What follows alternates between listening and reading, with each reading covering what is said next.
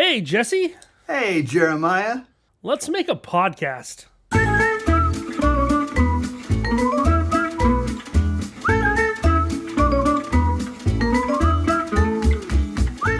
So before we get into the meat and potatoes of today, I have something to announce to everyone. It's kind of a surprise for you, and I wanted you to be the first person I said this to in this format. In this format, okay. Yeah. Okay. Happy birthday, Jesse. Happy birthday. Today is your something-year-old birthday, and it's your fourth birthday. Jesse was born on leap year, so it's his fourth birthday. Happy birthday. Welcome Thanks, to almost 5 years old. Thank you. Yeah. I've been trying to tell my boys that I'm turning 34 today, and I've almost got them convinced. And then we'll just, if I can convince them, I think I think it'll work. It puts me younger than Liz, and she's not super stoked about that. But Yeah. And I'll be honest, I totally thought you were going to go a different way with that announcement. And I feel like you did that on purpose because you knew that I would think you were going to say something else. My hope is that other people listening will also think I might go a different direction. I'm sure that they will. Yeah, today is actually my birthday. It is The day of recording, we should say. The day we recorded this video. Yes, thank you. As you're listening to this, it's probably Monday, the 28th, I think. Yeah. So, Yeah, that works out in math checks. But the day we're recording this, it is the 23rd, and it is my birthday. Yeah, and I've been in my office all day trying to write a sermon. Always good. Yeah. Now, tomorrow you get a little bit of a break from sermon writing to partake in one of the great American pastimes. Yep, if not the greatest. I'm talking about gathering together and eating food, not necessarily the day itself. Gotcha. But, just the pastime of eating food together. Yeah. Yeah, I agree. So you get to partake in that. Any plans for that day, for tomorrow, for Thanksgiving? If you guys can't figure out what we're talking about yet. I think one of the grandparents' house is where we're gonna go, and it's like in the early evening. When did Thanksgiving turn to be an afternoon thing? I feel like when I was a kid, Thanksgiving dinner was like at 6 o'clock, 7 o'clock. That's when you ate dinner, and it has slowly crept up to being something right around 1 or 2 o'clock. I feel like 2 o'clock is when we do it. Okay. And I do remember as a kid, it was probably closer to 4 or 5. Okay. But my family's always eaten earlier, so 4 or 5 would have been dinner time for us. So that tracks with when we would have done it. But with that, I also feel like we've adjusted the time because family dynamics have gotten weird. Family dynamics, as we have sibling over here coming in to over there, and this one's got to go see this in-law's family, and this one's got to go, and life is happening, and so it's kind of like 2 o'clock is good for this like the main, what I will call the main family unit. Okay. Babe, if you're listening, I'm not trying to downgrade your family. I'm just like that's the one we're building our Thanksgiving around is the way I'll put that. So that's the 2 o'clock time frame, and then we go from there. Gotcha. And this year we're actually doing a turkey trot, and this will be our second time doing a turkey trot. What's a turkey trot? Is that a run? Yeah, it's a 5K. Okay, is it an obstacle course? No. I've done those before. Those are fantastic, but this year it's just a 5K through the streets of Oceanside, California. All right. So if you're in Oceanside, California, and you think I look familiar, I just might be. Only if you look familiar. Basically, anybody with a beard, just ask them if they're Jeremiah.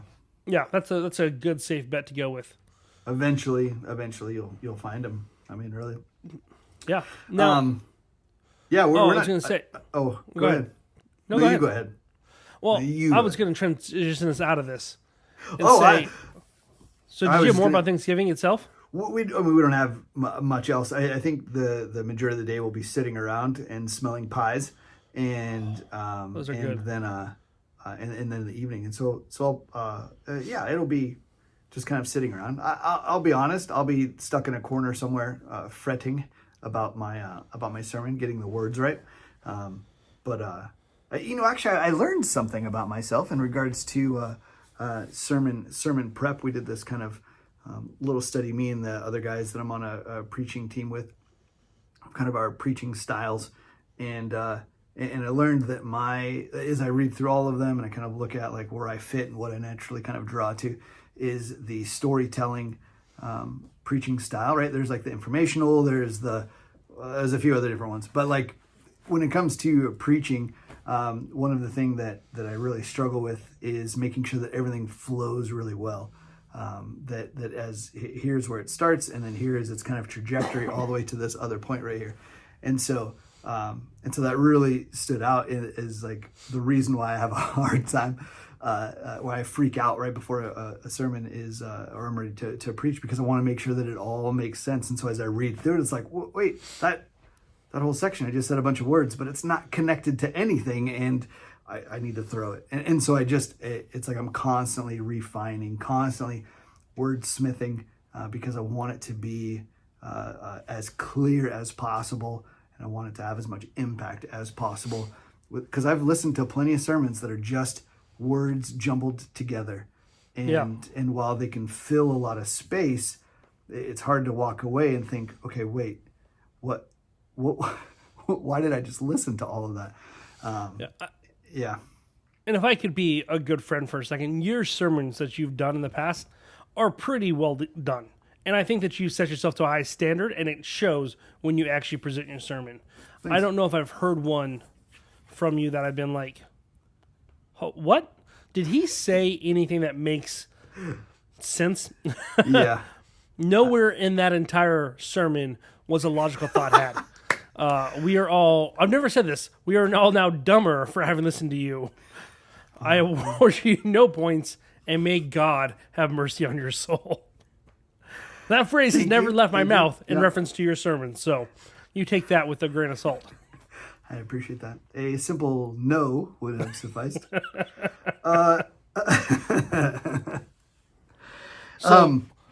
Yeah. So anyways, so no big turkey plans. Just like there's no big birthday plans either. I'm here all day. I'll go home and I'm sure we'll have dinner, and I'll eat some pumpkin cheesecake that I got yesterday. Ooh. And I'm not a big fan of pumpkin, but pumpkin cheesecake doesn't sound terrible. It's amazing. Okay. It's amazing. Yeah. If you find yourself in a position to eat pumpkin cheesecake, please do not pass on for the sake that it's cheesecake. Just give it a bite. You'll be glad you did. It was the pumpkin that I had issues with, not the cheesecake part. But whatever. We'll deal with that. Really? Man, I love pumpkin stuff. Except pumpkin spice. I don't like pumpkin spice. It's not real. Yeah. I think by definition it can't be, because it's a spice, not an actual pumpkin. There you go. So, you know. Yeah. So at Thanksgiving, one of the, as I said, one of our favorite pastimes in all of America is sitting around the table and eating. Some of us watch football. Some of us, maybe go outside and play football. Other people might, just share what they're thankful for. Mm-hmm. But something else that seems to happen at every Thanksgiving table is inevitably someone's going to bring up politics. Politics? And, yeah. Inevitably, it's going to come up at some point in time. And when it does happen, a small fight might break out. A fisticuffs might liven up the festivities a little bit more than they already are. Right. Touch football turns into tackle football. Yeah, turns into, this is just boxing. We've changed sports entirely. And with politics, inevitably, someone's going to assume that you are wrong, or you're going to assume that someone is wrong for the way that they have chosen to vote, or chosen to, what candidates they've chosen to back. We just got out of the midterms here in America. And I think that this brings up an interesting conversation, which would be, how should we as Christians interact with politics? And when we do interact with politics, how does that affect the way we interact with other Christians, other actual Christians, other people that maybe be claiming to be Christian, and how do we, through all things, represent Christ well in our interactions with people? Whew, man. It's funny because as you list out all of those questions, you would think that the answers to those would be really simple answers. I would hope, right? As you're putting the preface around it in regards to because of your relationship with Jesus, how do we interact? How do we talk? How do we disagree? Because of Jesus, how do we do these things? And it would seem like the answer should be, well, we do that with love and kindness, and compassion, and but reality says that's not how it goes. You might say joy, peace. I don't know if you said patience yet. Didn't say patience, but there, and we could use all of those fruit of the Spirit. Oh, you picked up what I was putting down. I did. You went picking through the little orchard grove of the fruit of the Spirit. That'd be quite the orchard to walk through. Well, one fruit would get you everything you need, so it's weird. With that, it's okay. We're just going to keep chasing this analogy. Could that one fruit be the key that got you into the orchard, and then you had all of the trees? Is one tree growing all of the fruit? Well, what if it was multiple trees as we looked at it, but if you were to look at the root system, you would realize it's all one. Ooh. Kind of like a vineyard or grapevines where they all kind of stem from the main grapevine. Would there be one tree to rule them all? Definitely one tree that in the darkness binds them. The darkness of the dirt.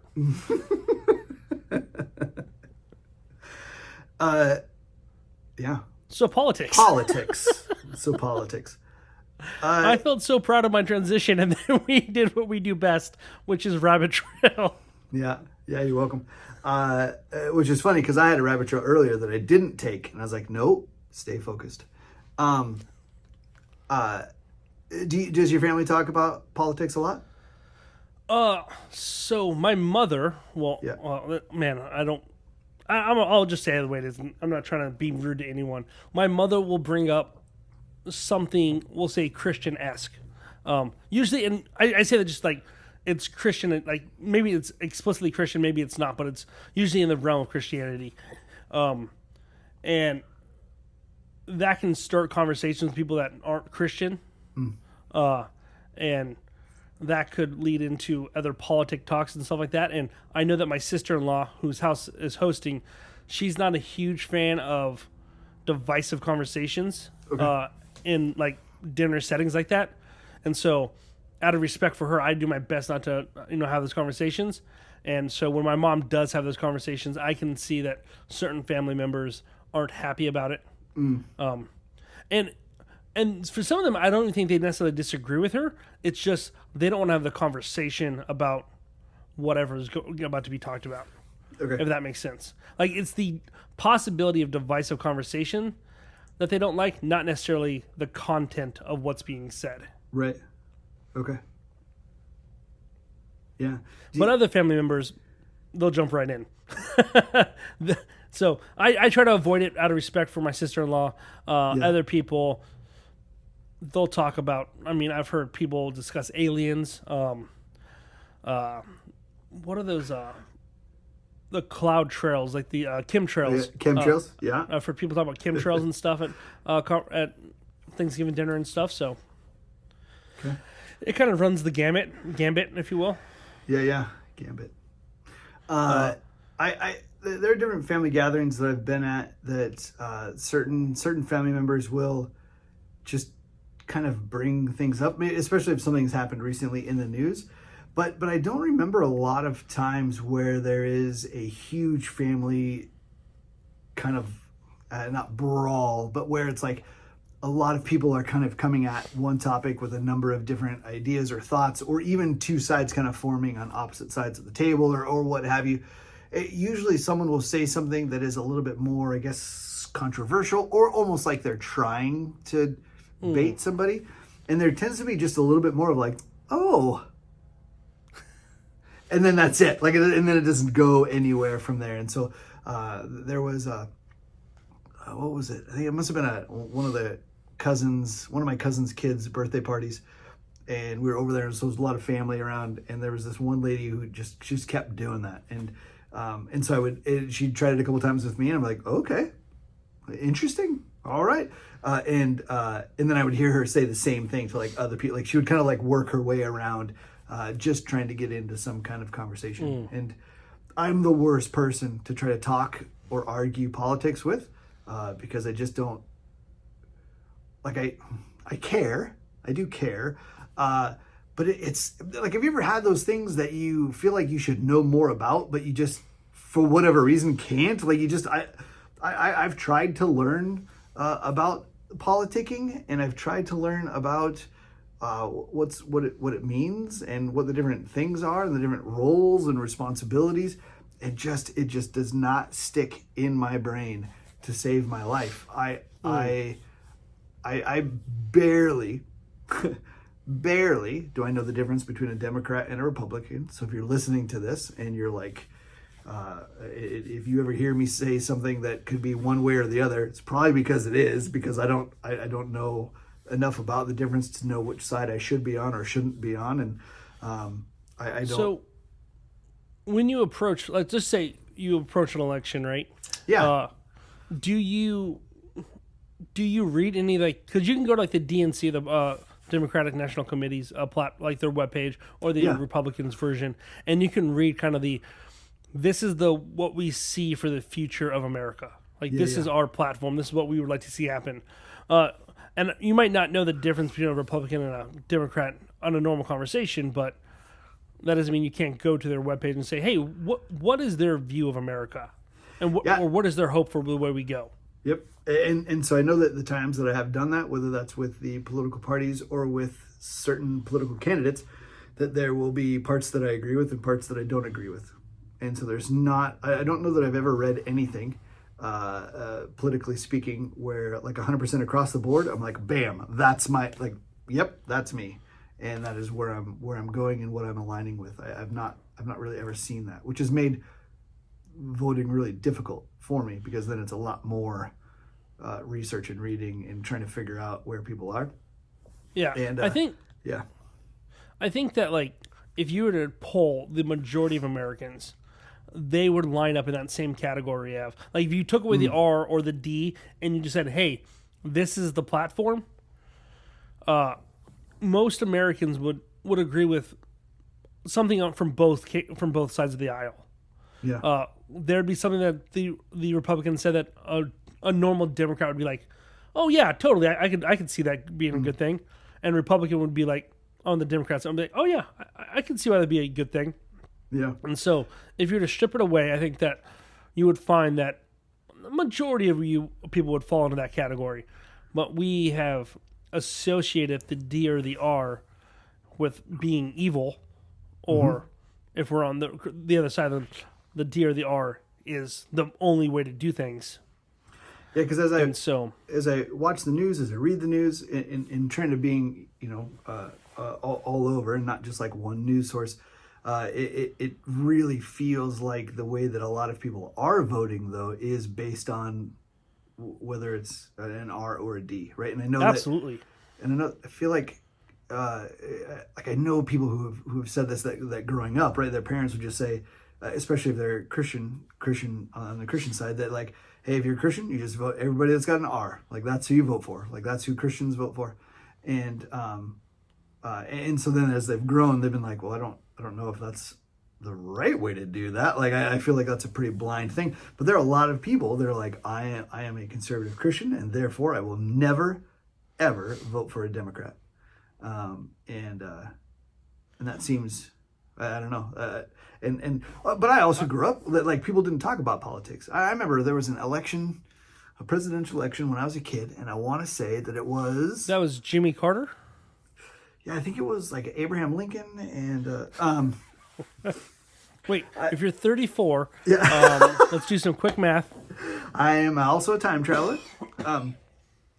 But I want to say that it was like George Bush and Michael. Was it Michael Dukakis? I can't remember. It was a while ago. I think I was in 5th grade or something like that. And I remember asking my dad, like, "Hey, there's an election. What's people are talking about? Who'd you vote for?" And he's like, "I'm not going to tell you." He's like, voting is like that's my right. Like that's my thing to do. And like it's not a public thing. We don't need to talk about it. And I was like, "Oh, okay." And so it wasn't really a thing that ended up being talked about a lot. And but now it's who you vote for and your political affiliation is, I mean, it's kind of your identity, is what it seems, anyways. Yeah.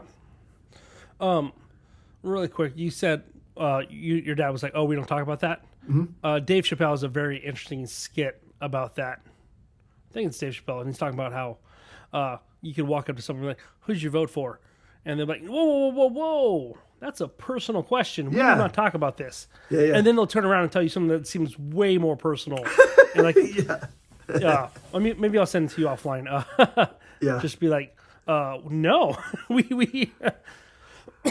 So it's just interesting how some people could treat it as that way. It's like, this is a personal thing. And I think that parents can rob their kids from not having an honest conversation.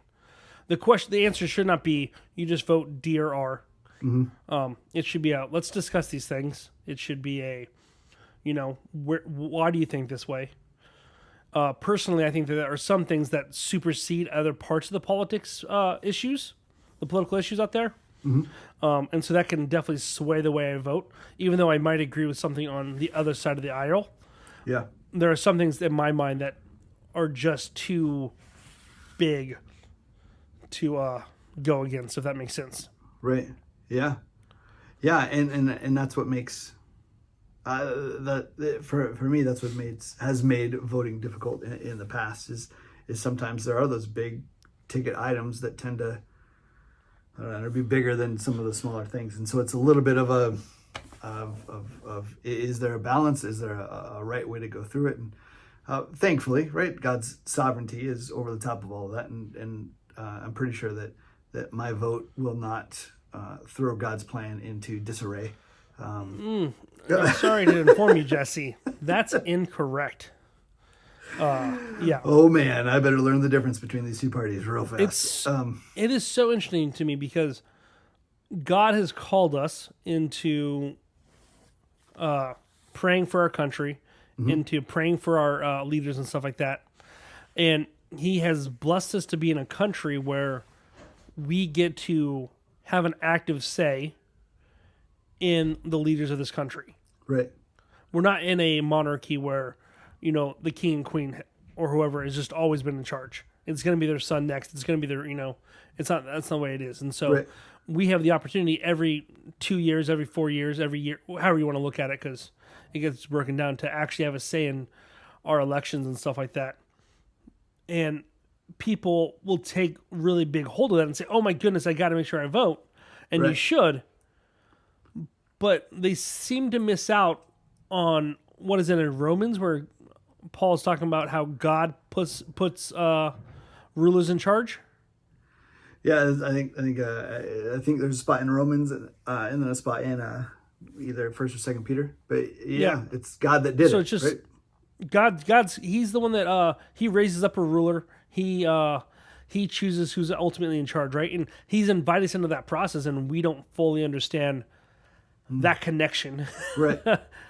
How does my vote intersect with God's will and God's ultimate authority on who's going to be in charge of this country? Right.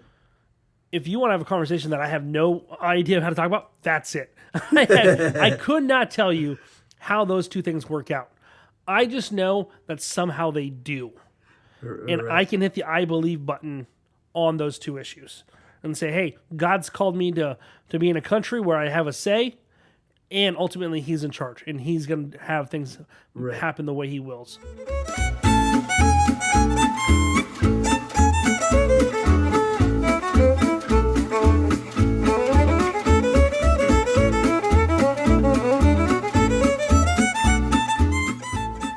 and so I think that we're called to make wise decisions, to not do things flippantly, but ultimately, like there is a confidence that God's in charge, and so that's why I love all of the conversations and the freakouts. It seems like it happens every election, that whoever's voted as president ends up being the Antichrist to somebody, and then they're going to bring in the mark of the beast, and then everything's all this kind of stuff, and I love that kind of talk, because on one hand I get excited, because if you're right, then that means we're getting at the end of all of this, and that there's an excitement that comes with that.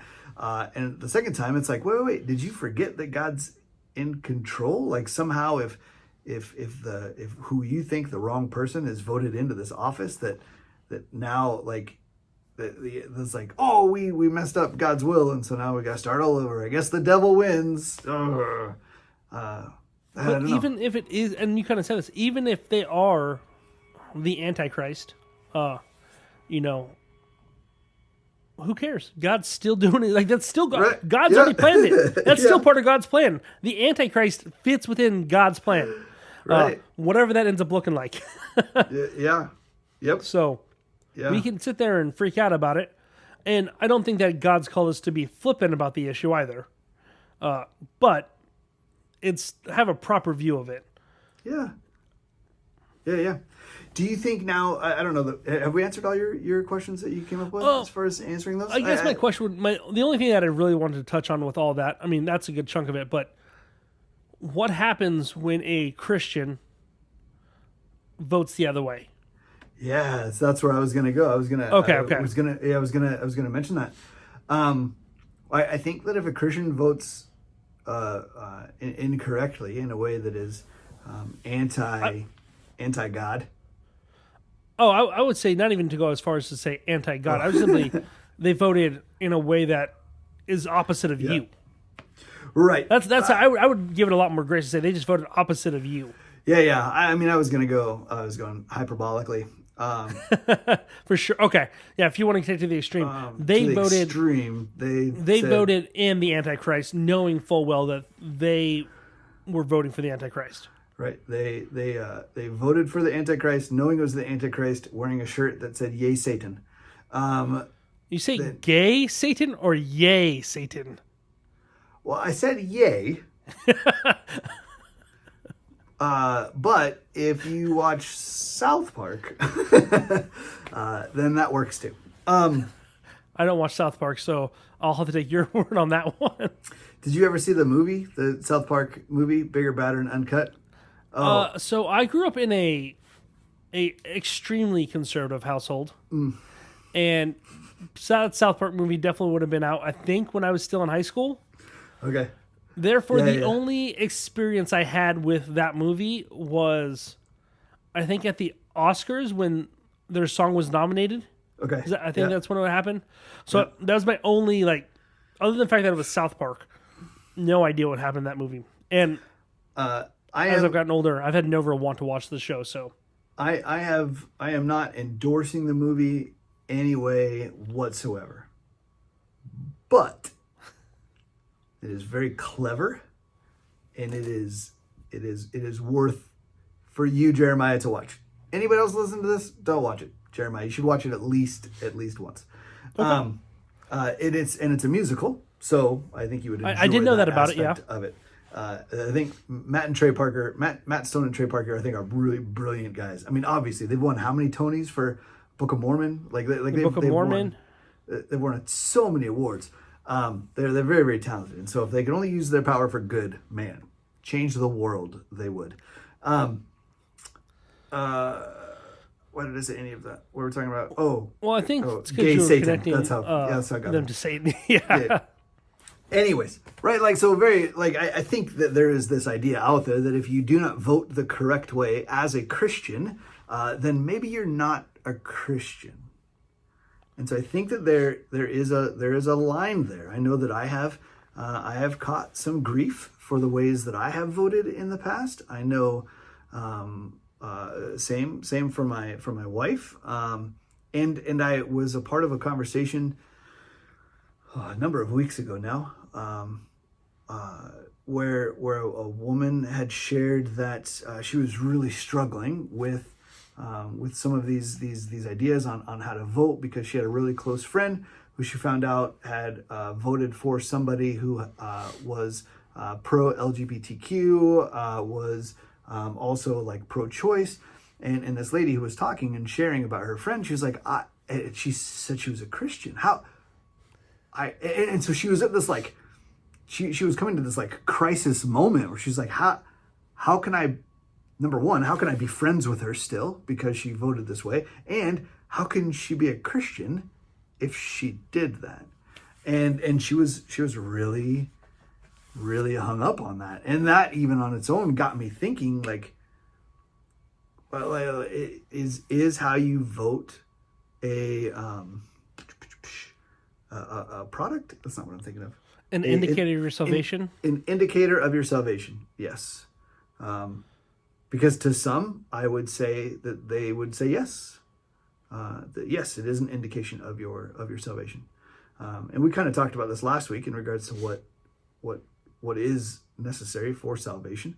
And so could the way you vote be an indicator that while you may confess Jesus out loud, that maybe you're not actually a Christian? I mean, I guess it could be, but I don't think that I could sit there and hear someone's vote and then be like, nope, they're not a Christian. They're not a Christian. Yeah. I don't think that I could have that. I could go that far. First, let me talk about that first thing where she said, "How could I still be their friend?" How could you not be their friend?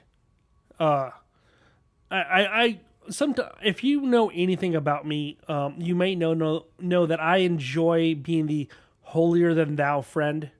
I love really just laying on thick, really Christianese things because I think it's funny. But there are some truth kernels in there, right? And one of the things I love to tell people is, let me tell you about this man named Jesus, who washed the feet of a man who knew he was going to betray him in a few hours. Mm-hmm. And he still got on his knees, pulled out a rag, and washed this man's dirty feet. Dirty, nasty feet. Yep. If Jesus can do that, if Jesus can hang out with this guy for 3 years, you can be friends with a person who voted differently than you. And maybe, to paraphrase Paul a little bit, that will be for the betterment of the gospel as they will become closer to Christ. Yeah. I realize full well that Paul was talking about wives and husbands, but I feel like I am within the bounds of sure. the thought. The way that we treat each other, for sure. Yeah. And to pull what quite possibly is one of my favorite verses in the entire Bible, in John, where he says, when Jesus is talking to his disciples and is like, I give you a new commandment, love one another. And by this, they will know you are my disciples, by the way you love one another. Right. Man, if you can sit there and show the world that even though someone doesn't agree, you don't agree with everything about someone, you can love them. Right. That right there, that type of love will be so radically different from the way that the world does things that they're going to be like, wait, how is that possible? Yeah. And how can I get involved with that? How can I get some of that love? And where does that come from? And that's an easy slam dunk to be like, the only reason I can remain friends with this person is because Jesus. Because I was first loved long before I met this person. Yeah. Yeah, and I think to like the opposite way of that, if you only, right, hung out with people, if you only were friends that like 100% thought and acted and believed and voted the exact same way as you, I mean that's probably one of the craziest echo chambers you can find yourself in. You're not going to be challenged on anything to think or to even think why you think the way you do, or to have to like rationalize like why do I think this way? Why do I hold to these truths? Why do I believe these things? You would never have to like reason any of those things. But I feel like that would be so boring. It would just be so boring. But you would be right. Can you imagine that you do a clone of yourself? She's like, finally, somebody to agree with me. And they're sitting next to you and you're like, I want to do this. Or I think this is right. And your clone's like, no. It's like, no, you were supposed to be the one who agreed with me. You were the chosen one. You were supposed to unite us, not divide us. You were my brother. Speaking of, not that we tangent ever, or say that we tangent ever in each podcast, I've been finally watching Andor, and I really like it. Anyways, okay, that's good because as I said, I saw the first 2 episodes, and I wasn't hooked on the first 2 episodes, and then I've heard a lot of critics be like, "Oh, it's one of the best Star Wars shows of all time," and I honestly haven't given it a shot because. I don't know if that's a truthful statement. If it's the best. And I stopped after 2 also, and kind of was like, okay. But as I've watched more, it's just really developed into just a good story in the Star Wars world, which is what I love. I just love being in the Star Wars world. There's no lightsabers, there's no Jedi. I think there's been 1 kyber crystal, but it's just been this like a kind of like a good luck charm or like a down payment on something, and so isn't really connected to anything. There's been mention of Emperor Palpatine just by mention, and so it's just kind of, I don't know. So I really like it. In any case, I'll give it a second watch. You happy, Disney? Jesse Duckett got me to watch your show another time. Yeah. And so now take that, Bob Iger. Yeah. So Disney, you know what? All I want is a lightsaber for my office. So just send me a lightsaber and we'll be fine. Like a nice one, like one of those cool ones, and we'll be okay. Right there. It's right there. All of the other I don't know because of the way we crop the videos, I don't think people will see it, but I actually have my lightsaber behind me.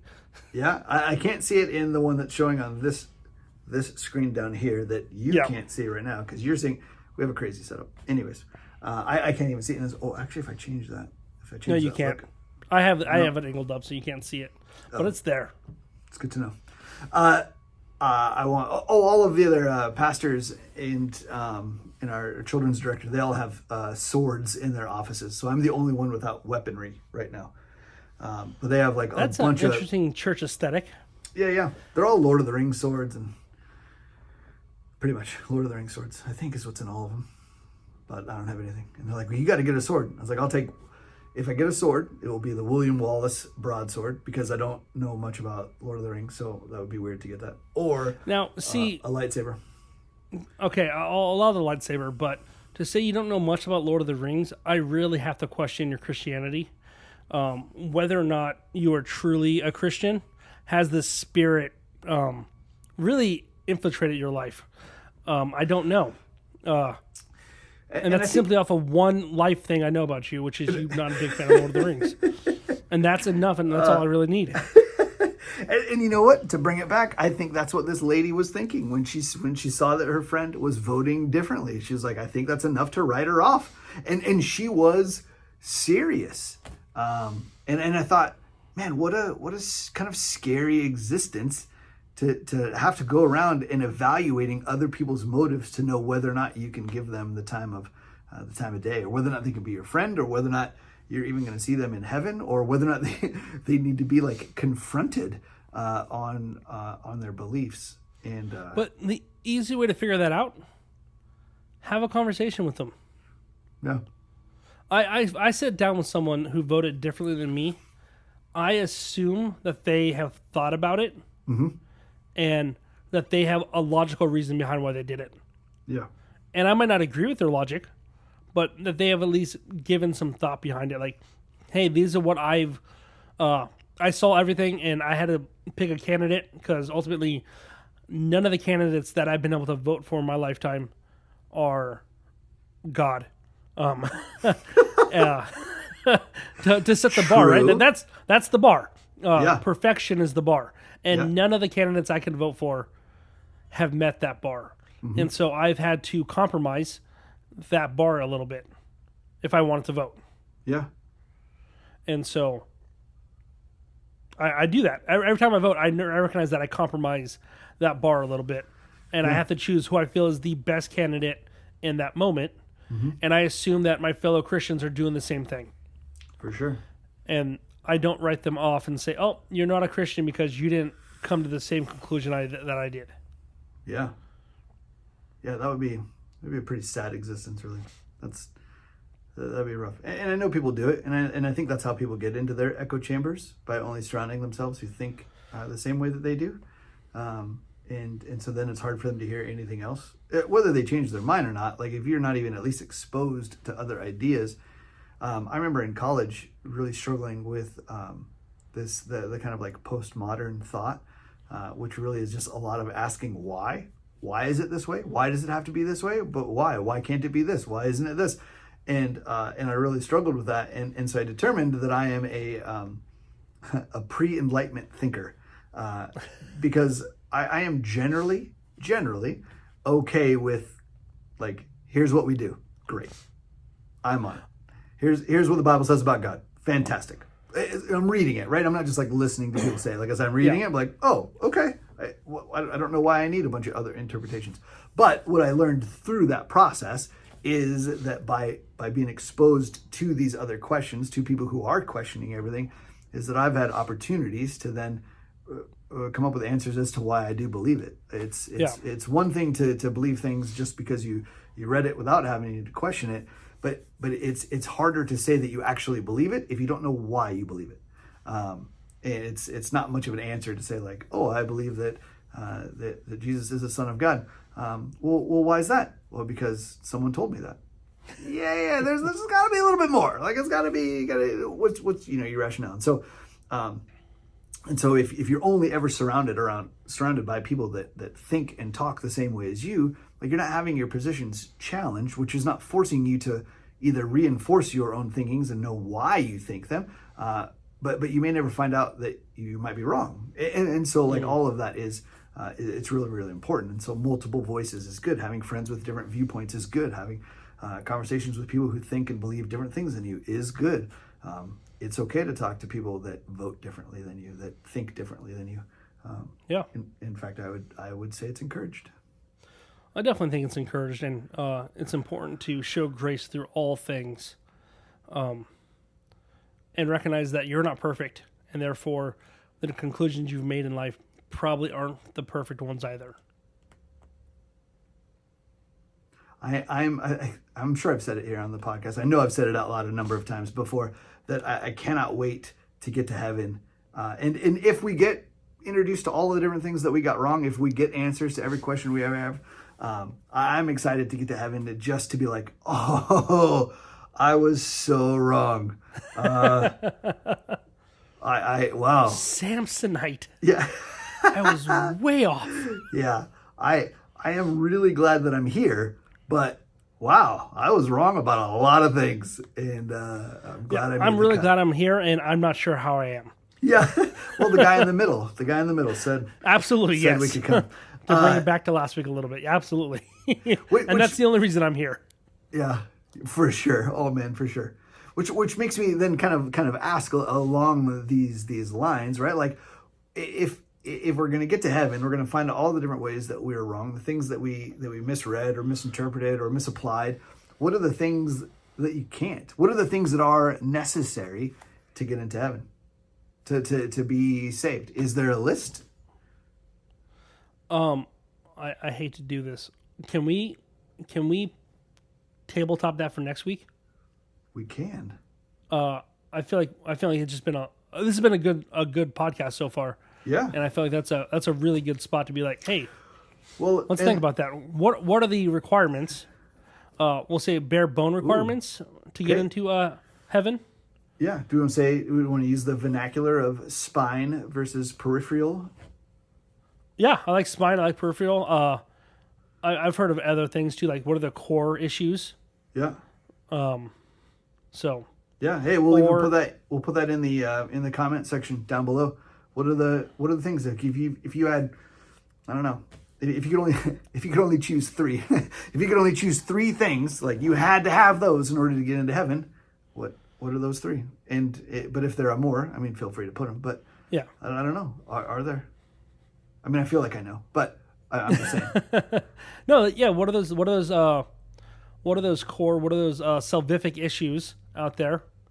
and what are things that maybe people have turned into salvific issues that aren't.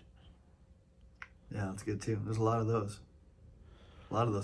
All right. Well, hey, let's go ahead and let's wrap this up. Let's let people get on to their Mondays or whatever day it is that you're listening to this. Yeah, we got two things. Jeremiah, you want to hit him with the first one? Yeah. The first thing is, and hopefully we've said this very well in this podcast today, is you are loved. You are loved by Jesse and I, but way more than that, you are loved by God in heaven, and His love extends so much grace to you that is undeserved. And with that, you should go forth and love others. There you go. And then the second one is that you might die tonight. Tomorrow is not guaranteed to you. And so if there's business that you need to take care of, whether that's with God or with somebody else, don't wait for tomorrow. Do it today. Because you might die tonight.